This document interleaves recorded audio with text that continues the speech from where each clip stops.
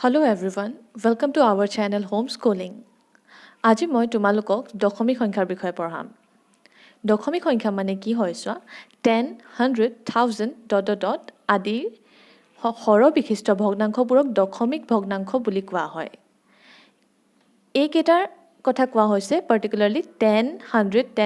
1000 ইত্যাদি। কিন্তু আচলতে কি হয় একৰ পিছত শূন্য থকা সংখ্যা যিকোনো শূন্য থকা হ'ব পাৰে। একৰ পিছত থাকিব লাগিব 1 লাখ 10 লাখ 1 কোটি যিমান হয় হ'ব পাৰে ঠিক আছে তেনেকুৱা হৰ বিশিষ্ট ভগ্নাংশবোৰক দশমিক ভগ্নাংশ বোলা হয় ইয়াত এক্সাম্পল দিছো 57/100 3/10 33/1000 এই গোটেই কেইটাতে চোৱা একৰ পিছত শূন্য আছে গতিকে এই কেইটা হৈছে দশমিক ভগ্নাংশ এতিয়া দশমিক ভগ্নাংশবোৰক এটা বিন্দুৰ সহায়ত প্ৰকাশ কৰিব পাৰি এটা বিন্দুৰ সহায়ত প্ৰকাশ কৰিব পাৰি এটা পইণ্টৰ সহায়ত কেনেকৈ প্ৰকাশ কৰে ইয়াত দিয়া ভগ্নাংশ কেইটাকে মই লৈছো 57/100 এটো কি হয় চোৱা তলত 100 আছে একৰ পিঠিত শূন্য আছে গতিকে এটো এটা কি হ'ব দশমিক সংখ্যা দশমিক ভগ্নাংশ হ'ব আৰু এটোক আমি দশমিকৰ সহায়ত কেনেকৈ প্ৰকাশ কৰিম হেতু কৰিবলৈ কি কৰিব লাগে ওপৰটোকটো লব বুলি কয় তলৰটোক হৰ বুলি কয় এটো তোমালোকে জানা এতিয়া এই তলত হৰটোত একৰ পিছত যিমানটা শূন্য আছে ওপৰৰ সংখ্যাটোত সিমানটা সংখ্যাৰ আগত দশমিক দিব লাগে এতিয়া এটো চোৱা আছে 57/100 ইয়াত আছে দুটা শূন্য একৰ পিছত দুটা শূন্য আছে গতিকে ইয়াত দুটা সংখ্যাৰ আগত ইয়াত ওপৰত থকা লবটোৰ দুটা সংখ্যাৰ আগত আমি দশমিক দিম because ইয়াত দুটা শূন্য আছে তাৰ মানে এটো হ'ব 0.57 এটোকে তোমালোকে 0.57 এনেকৈ লিখিব পাৰা ঠিক আছে because দশমিকৰ আগত থকা 0 টোৰ কোনো মান নাই গতিকে 0.57 সিধা লিখাত কৈ 0.57 বুলি লিখিব পাৰা then 3/10 এটো কি কৰিব লাগিব ইয়াত এটা সংখ্যাৰ আগত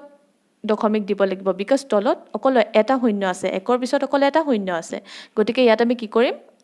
অকল লবটোৰ অকল এটা সংখ্যাৰ আগত দশমিক দিম ইয়াত 3 ৰ আগত আমি দশমিক দিম হ'ব 0.3 আৰু তোমালোকে সিধা 0.3 বুলি লিখিব পাৰা একো নাই then এটো চোৱা 33/1000 আছে ইয়াত ওপৰত সংখ্যা আছে দুটা আৰু ইয়াত শূন্য আছে 1 2 3টা এই ক্ষেত্ৰত আমি কি কৰিম এই দুটা সংখ্যাৰ আগত যদি আমি দশমিক দিও অকল দুটা সংখ্যাৰ আগতে হ'ব কিন্তু ইয়াত আছে কিমান তিনিটা সংখ্যা আছে গতিকে এনেকুৱা ক্ষেত্ৰত আমি কি কৰিম 3 টো দিমেই তিনটা সংখ্যাৰ আগত যেটো দশমিক দিব লাগে আমি ইয়াত শূন্য এটা বহাই দিম ঠিক আছে এনেকুৱা ক্ষেত্ৰত শূন্য এটা বহাই দিব লাগিব ইয়াত যদি এনেকুৱাকে যদি থাকিলেহেঁতেন 33/10000 যদি থাকিলেহেঁতেন আমি কি কৰিলোহেঁতেন চোৱা ইয়াত 1 2 3 4টা শূন্য আছে গতিকে ইয়াত আমি দুটা শূন্য বহাবলগীয়া হ'লতেন তাৰপিছত আমি 33 বুলি দিব পাৰিম because ইয়াত 4টা শূন্য আছে ইয়াত চোৱা 1 2 3 4টা সংখ্যাৰ আগত এতিয়া দশমিক হৈ গ'ল বুজিলা আকৌ যদি তোমালোকক কৈ এই পইণ্টৰ পৰা দশমিক ভগ্নাংশলৈ সলনি কৰা তেতিয়া কেনেকৈ কৰিবা ইয়াৰ উল্টাটো ঠিক আছে পইণ্ট যদি 3 বুলি আছে এটোক আমি দশমিকলৈ কেনেকৈ নিম ওপৰত 3 দিম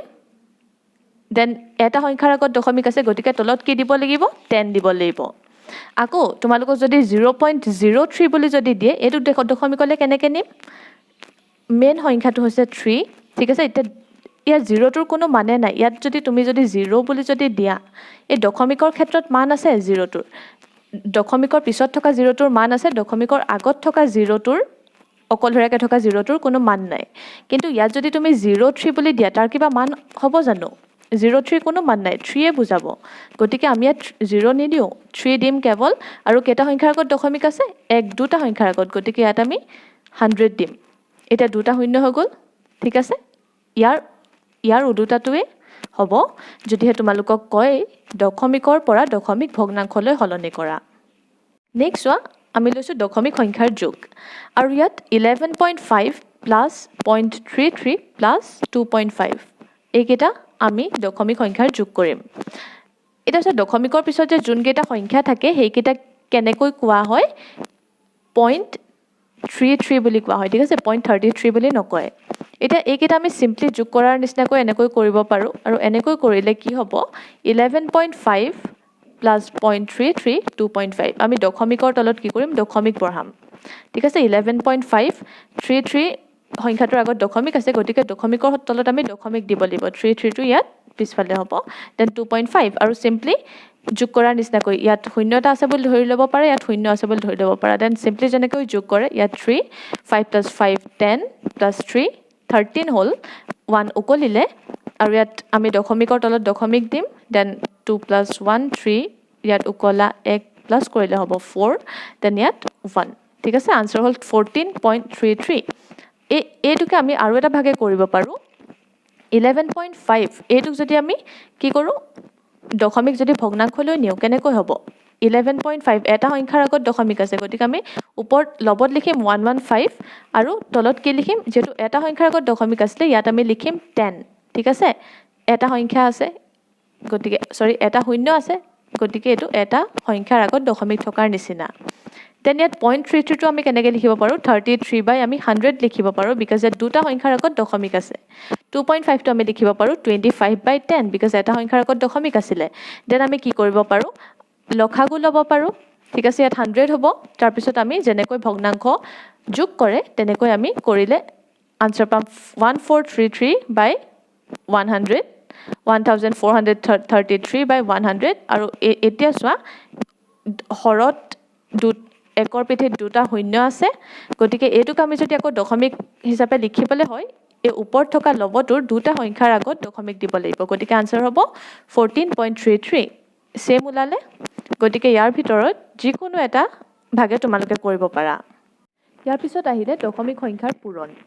ইয়াত আমি দশমিক সংখ্যা লৈছো 3.12 আৰু 2.25 আৰু এইকেইটা আমি কেনেকৈ পূৰণ কৰিব পাৰো চোৱা 3.12 ক আমি এনেকৈ ফাৰ্স্টে ভাঙিব পাৰো ঠিক আছে দশমিক ভগ্নাংশলে নিব পাৰো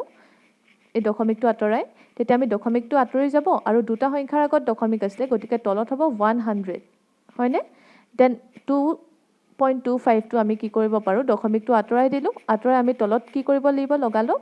100 দৰে হৰণ কৰিব লাগিব because দুটা সংখ্যাৰ আগত দশমিক আছে গতিকে ইয়াত একৰ পিঠিত দুটা শূন্য হ'ব দেন পূৰণ কেনেকৈ কৰে লবৰ লগত লব হৰৰ লগত হৰ পূৰণ হয় তেনেদৰে আমি এটো পূৰণ কৰিলো আনসাৰ পালো 70200 আৰু তলত এটো 10000 হ'ল এটুক তাৰ পিছত কি কৰিব পাৰিছো 1 2 3 4টা সংখ্যা চাৰিটা একৰ পিঠিত চাৰিটা শূন্য আছে গতিকে ওপৰত লবটোৰ চাৰিটা সংখ্যাৰ আগত দশমিক হ'ব 1 2 3 4 মানে 7 ৰ পিছতেই দশমিক হ'ব